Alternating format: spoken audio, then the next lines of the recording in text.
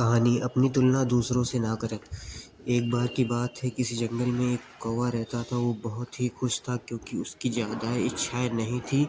वह अपनी ज़िंदगी से संतुष्ट था। लेकिन एक बार उसने जंगल में किसी हंस को देख लिया और उसे देखते ही सोचने लगा कि ये प्राणी कितना सुंदर है। ऐसा प्राणी तो मैंने पहले कभी नहीं देखा। इतना साफ और सफ़ेद यह तो इस जंगल में औरों से बहुत ही सफ़ेद और सुंदर है, इसलिए यह तो बहुत खुश रहता होगा। कौवा हंस के पास गया और उससे पूछा, भाई तुम इतने सुंदर हो इसलिए तुम बहुत ही खुश होगे। इस पर हंस ने जवाब दिया, हाँ मैं पहले बहुत खुश रहता था जब तक मैंने तोते को नहीं देखा था। उसे देखने के बाद से लगता है कि तोता धरती का सबसे सुंदर प्राणी है। हम दोनों के शरीर का तो एक ही रंग है, लेकिन तोते के शरीर पर दो दो रंग हैं। उसके गले में लाल रंग का घेरा और वो सूर्य हरे रंग का था। सच में वो बेहद खूबसूरत था। अब कौवे ने सोचा कि हंस तो तोते को सबसे सुंदर बता रहा है, तो फिर उसे देखना होगा। कौवा तोते के पास गया और पूछा, भाई तुम दो दो रंग पाकर बड़े खुश हो गए। इस पर तोते ने कहा, हाँ मैं तब तक खुश था जब तक मैंने मोर को नहीं देखा था।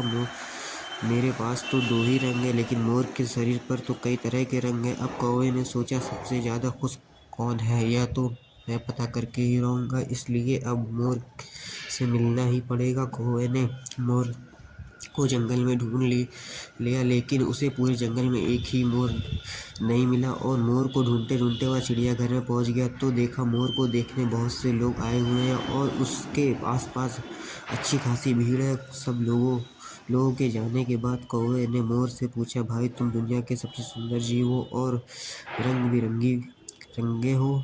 तुम्हारे साथ लोग फोटो खिंचवा रहे हैं, तुम्हें तो बहुत अच्छा लगता होगा और तुम तो दुनिया के सबसे सुंदर जीव होगे। इस पर मोर ने दुखी होते हुए कहा, भाई अगर सुंदर हूँ तो भी क्या फ़र्क पड़ता है, मुझे तो लोग चिड़ियाघर में कैद करके रखते हैं, लेकिन तुम्हें तो कोई चिड़ियाघर में कैद करके नहीं रखता है और तुम जहाँ चाहो वहाँ अपनी मर्जी से घूम फिर सकते हो। इसलिए दुनिया के सबसे संतुष्ट खुश जीव तो तुम्हें होना चाहिए क्योंकि तुम आज़ाद हो।